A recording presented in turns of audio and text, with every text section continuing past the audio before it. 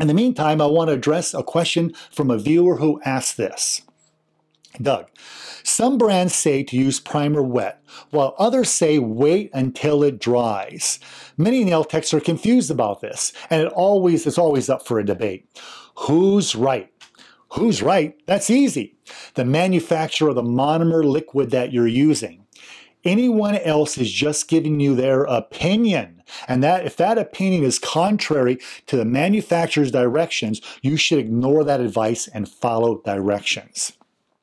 If a manufacturer sells a primer for the monomer, liquid, and polymer powder system that you use, you should use the primer recommended by that manufacturer. Don't let a third party encourage you to use a different primer or a different application technique. It's always best to follow instructions.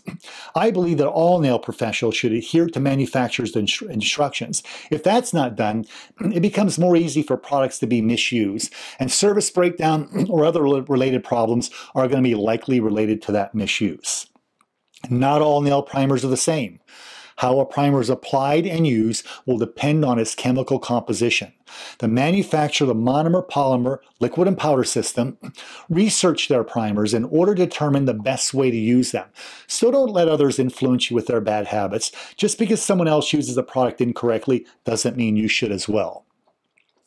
If someone tells you to apply, for instance, a primer over a wet product, well, that may not be the case for that particular kind of primer. Some primers can cause discoloration of the nail coating and possibly the natural nail if they're not allowed to dry.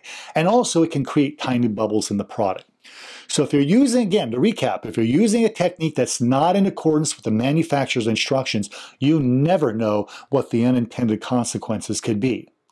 So if you start seeing discoloration, you might want to go back and check right away and make sure you're using the primer properly, following directions and heeding all warnings and precautions provided by the manufacturer of the nail coating product of your choice.